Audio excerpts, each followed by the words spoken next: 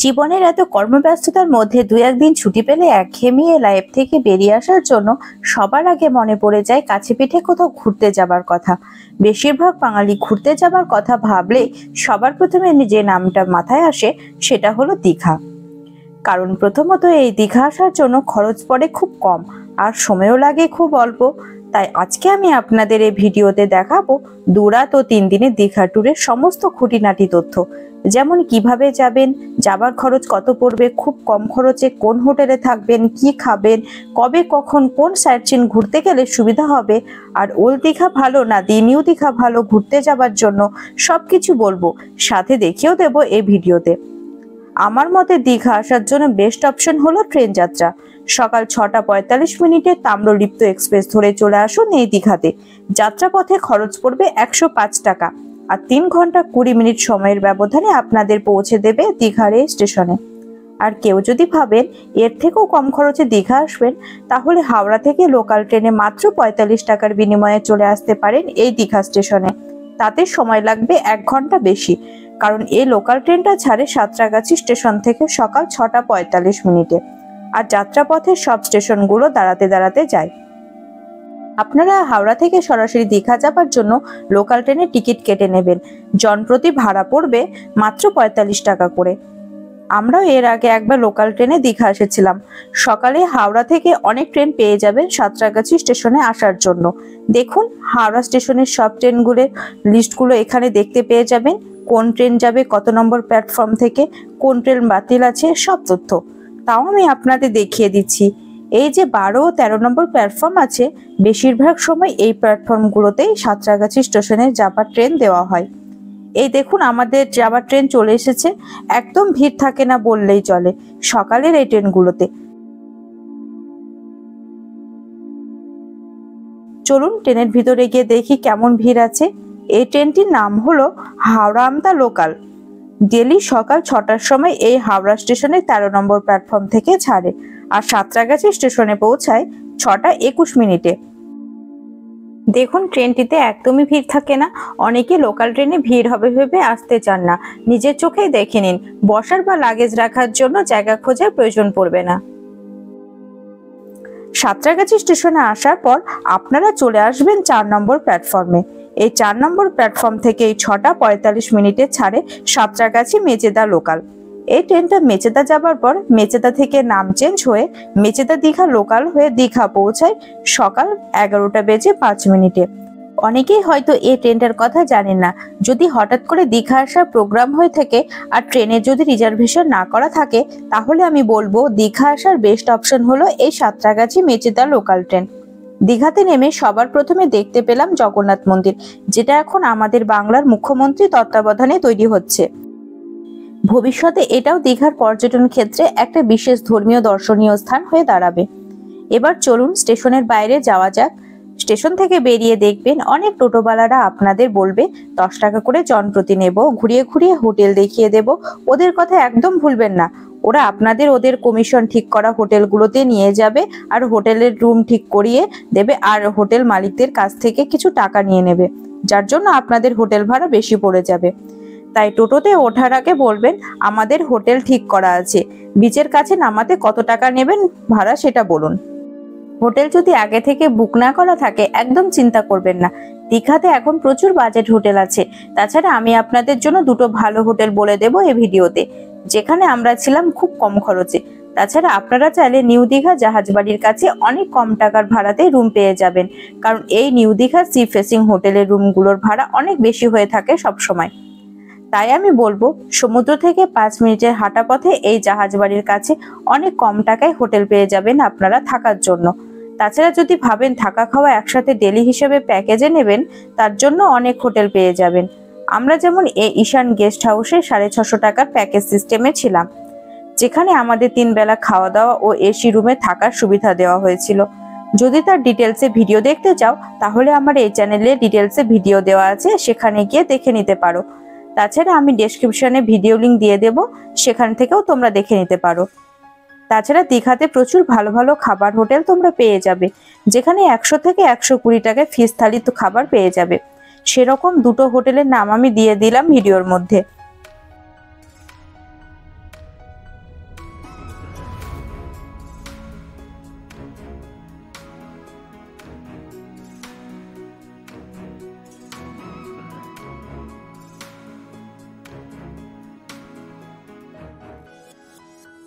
প্রথম দিন দীঘাতে হোটেলে চেকিং করে সোজা চলে এসেছিলাম দীঘার এই সমুদ্র সৈকতে। এখানে 1 থেকে 2 ঘন্টা মন ভরে স্নান করে ও বোট রাইডিং করে হোটেলে ঢুকে লাঞ্চ করে দুপুর সময়টা রেস্ট নিয়ে বিকেল 5টার পর বেরিয়ে পড়ুন সাইট সিন দেখতে। প্রথমে আমরা এসেছিলাম ঢেউসাগর পার্কে। আমি বলবো প্রথম দিনের বিকেলটা রাখবেন ঢেউসাগর পার্ক ঘোরার জন্য। দীঘা জাহাজবাড়ি থেকে এই ঢেউসাগর পার্ক আসতে আমাদের জনপ্রতি পড়লো 10 টাকা করে। এই পার্কে ঢুকতে গেলে আপনাদের 10 টাকা করে জনপ্রতি টিকিট কাটতে হবে। পার্কটা এত সুন্দর যে কখন বিকেল 5টা থেকে সন্ধ্যা 7টা বেজে যাবে বুঝতেই পারবেন না।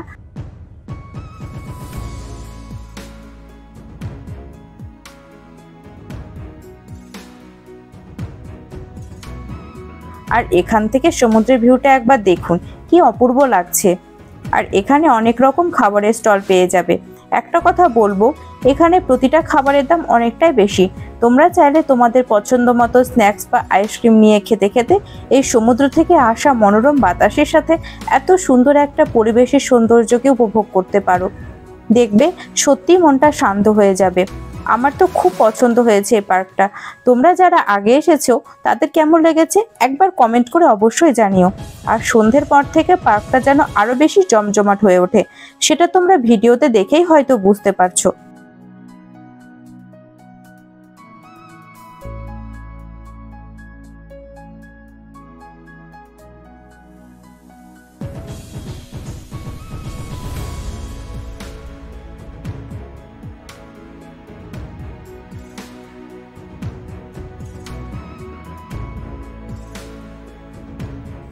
এরপর পার্ক ঘোরা হয়ে গেলে তোমরা চলে আসতে পারো সমুদ্রের ধারে মার্কেটে, যেখানে অনেক রকমের মাছ ভাজার প্রচুর স্টল দেখতে পাবে।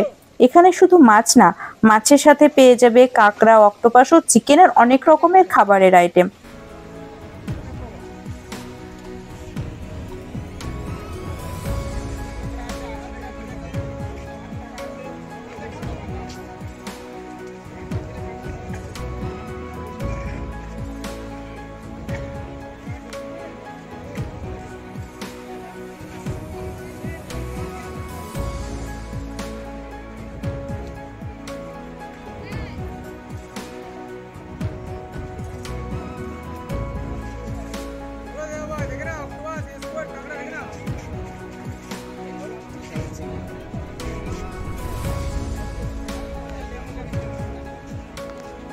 খাবার শেষ করে ঘুরে নিতে পারো দীঘা সি বিচ মার্কেট, যেখানে তোমরা অনেক রকমের বাড়ির প্রয়োজনীয় জিনিস পেয়ে যাবে।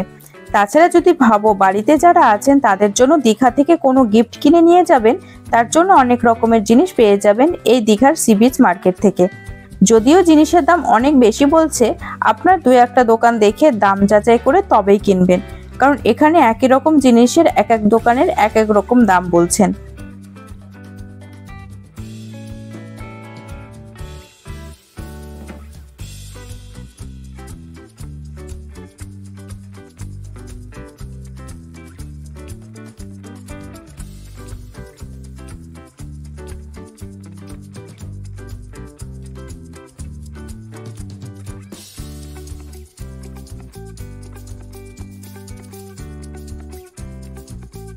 তাছাড়া সাথে যদি 7 থেকে 8 বছরের নিচে বাচ্চা থাকে তাদেরকে এই গাড়িগুলিতে চাপিয়ে ঘোরাতে পারেন। এই গাড়িগুলো ঘোরাতে 50 টাকা করে নিচ্ছেন এই দাদারা।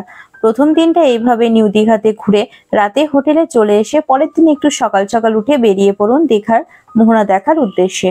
নিউ দীঘা থেকে মোহনা যেতে টোটো ভাড়া পড়ে জনপ্রতি 20 টাকা। চেষ্টা করবেন শেয়ার অটোতে যাওয়ার, তাহলে 20 টাকায় চলে যেতে পারবেন। দীঘার সকালের এই মোহনা দেখতে খুব সুন্দর, কত লোক এসেছে দেখো। তাছাড়া এখানে হর্স রাইডিং থেকে ফটোশুট করতে পারবেন, সাথে দেখতে পারবেন প্রচুর রকমের সামুদ্রিক মাছ। সমুদ্র থেকে যে জাহাজগুলো মাছ ধরে নিয়ে আসে সব মাছগুলো প্রথমে এই মোহনা বাজারে নামানো হয়ে থাকে। কেউ যদি ভাবেন এখান থেকে টাটকা ইলিশ, পমফ্রেট বা গলদা চিংড়ি মাছ কিনে নিয়ে হোটেলে রান্না করে খাবেন, তাহলে 2 থেকে 4টে দোকানের দাম জেনে তবেই কিনবেন, কারণ এখানে মাছের অনেক দোকান দেখতে পেয়ে যাবেন। এক এক দোকানে মাছের সাইজ ও দাম আলাদা আলাদা। টাটকা মাছ হোক বা শুটকি, যে মাছ চাইবেন সেই মাছ এখান থেকে পেয়ে যাবেন। চলুন তাহলে একটু ঘুরিয়ে দেখাই এই মোহনা থেকে কত রকমের মাছ পেয়ে যাবে তোমরা।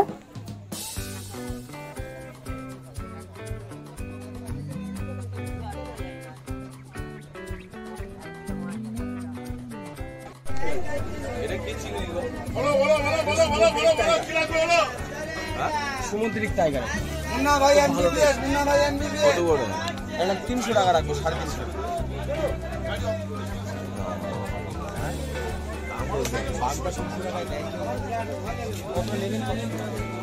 দেখি আগে চয়েস করি। বলো বলো বলো বলো কার কি লাগবে বলো।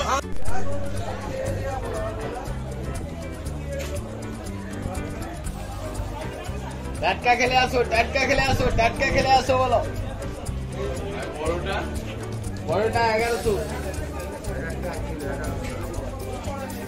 একটা 1100 টাকা দাম কিলো কিলো। হ্যাঁ একটা 1 কিলো উপরে। সকালে মোহনা ঘোরা হয়ে গেলে মোহনা থেকে হোটেল আসার সময় এই জগন্নাথ মন্দির দর্শন করে নিতে পারো। একদম রাস্তার ধারেই দেখতে পেয়ে যাবে এই দীঘার জগন্নাথ মন্দির। মন্দিরের কাজ এখনো অনেক বাকি আছে, তাই ভেতরে ঢোকা নিষেধ আছে।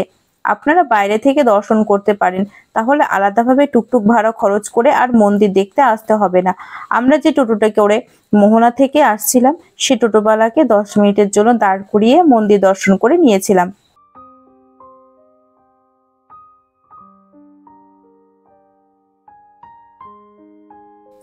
এরপর হোটেলে ফিরে টিফিন করে বেরিয়ে যেতে পারো দীঘার সবচেয়ে জনপ্রিয় জায়গায় উদয়পুর বিচ দেখতে। নিউ দীঘা থেকে উদয়পুর বিচ যেতে জনপ্রতি ভাড়া নেবে 20 টাকা। এই বিচে এসে সমুদ্রের জলে পা ডুবিয়ে চেয়ার টেবিলে বসে বিভিন্ন রকমের মাছ ভাজা, কাঁকড়ার ঝাল নিয়ে কিছুক্ষণ সুন্দর একটা সময় কাটাতে পারো। আর যারা অ্যালকোহল ড্রিঙ্কিং করতেন তারা এই গাড়ির দাদা দিদিরা এখানে মাছ বিক্রি করছেন, তাদের বলে দিলেই তারা সব রকম ব্যবস্থা করে দেবে।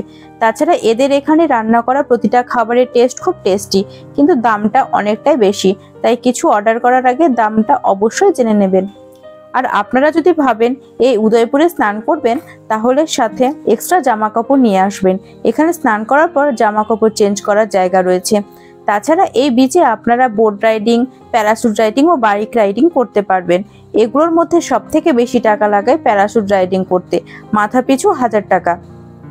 সেকেন্ড দিনের বিকেলে চলে আসতে পারেন ওল্ড দীঘা ঘুরতে। নিউ দীঘা থেকে ওল্ড দীঘা আসতে জনপ্রতি খরচ পড়ে 10 টাকা মাত্র। নিউ দীঘা থেকে ওল্ড দীঘার সন্ধেবেলাটা বেশি ভালো লাগে আমার, কারণ ওল্ড দীঘার বিচটা বেশি সুন্দরভাবে সাজানো থাকে। তোমাদের সম্পূর্ণটা ঘুরিয়ে দেখাই, তাহলে বুঝতে পারবে।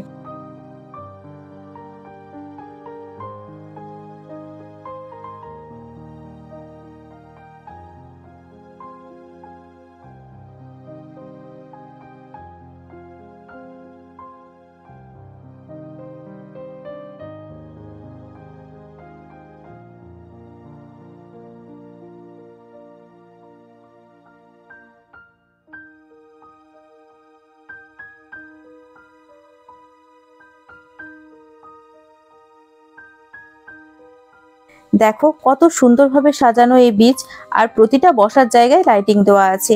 এছাড়া বাচ্চাদের জন্য নানান রকম খেলার জিনিস পেয়ে যাবেন। দেখো এখানে কত বাচ্চারা একসাথে খেলছে। সাথে বাচ্চা থাকলে অবশ্যই চেষ্টা করবেন এই ওল্ড দীঘাতে এসে ঘুরে যেতে।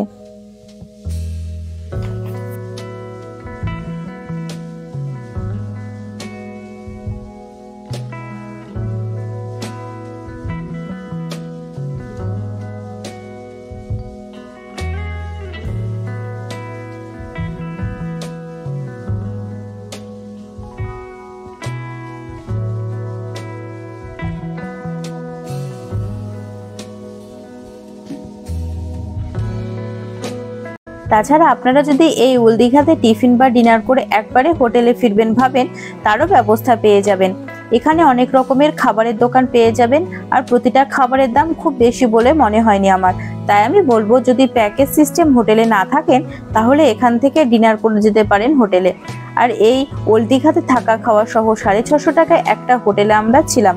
হোটেলটির নাম হলো A+ হোটেল। আপনারা চাইলে এখানেও থাকতে পারেন। হোটেলের রুম ও ফুড নিয়ে একটা সম্পূর্ণ ভিডিও দেওয়া আছে আমার চ্যানেলে, তোমরা চাইলে সে ভিডিওটা দেখে নিতে পারো। এক কথায় আমি বলবো, ওল্ড দীঘার বুকে বেস্ট প্যাকেজের হোটেল ছিল এই A+ হোটেল। তাছাড়া নিউ দীঘার মতো ওল্ড দীঘাতেও বেশ বড়সড় একটা বিচ মার্কেট পেয়ে যাবে, যেখানে বাড়ি নিত্য প্রয়োজনীয় নানান রকম জিনিস পেয়ে যাবে। গোটা মার্কেটটা ঘুরে দেখানো তো সম্ভব নয়, তাই যতটা পারলাম দেখানোর চেষ্টা করলাম। আমাদের মতো ঠিক এইভাবে তোমরা 2 রাত 3 দিনের একটা দীঘা ট্যুর করতে পারো, যেখানে আমাদের এক একজনের খরচ পড়েছিল 2500 টাকা মতো সব খরচ ধরে। খরচটা তোমাদের ডিটেলসে বলে দিই, তাহলে বুঝতে পারবে। ট্রেনে আসা যাওয়া 105 টাকা করে 210 টাকা, হোটেল খরচ দুদিনে 650 টাকা করে 1300 টাকা। এখানে আমরা এসি রুম নিয়েছিলাম বলে 650 টাকা করে পড়েছে থাকা ও 3 বেলা খাওয়া নিয়ে। আপনারা যদি নন এসি রুম নেন তাহলে 450 থেকে 500 টাকার মধ্যে হয়ে যাবে। চায়ের চেন ঘোরার জন্য টোটো খরচ পড়েছিল 300 টাকা। এছাড়া বাইরে অন্যান্য টিফিন করতে ও এক্সট্রা খরচ আমাদের এক একজনের হয়েছিল 700 টাকা মতো দুদিনে। এই খরচ আমরা করেছিলাম উদয়পুর বিচ, ঢেউসাগর পার্ক আর ওল্ড দীঘা বিচে ঘুরতে গিয়ে। আপনারা যে যেমন কম বেশি করতে পারেন তার উপর খরচটা নির্ভর করবে।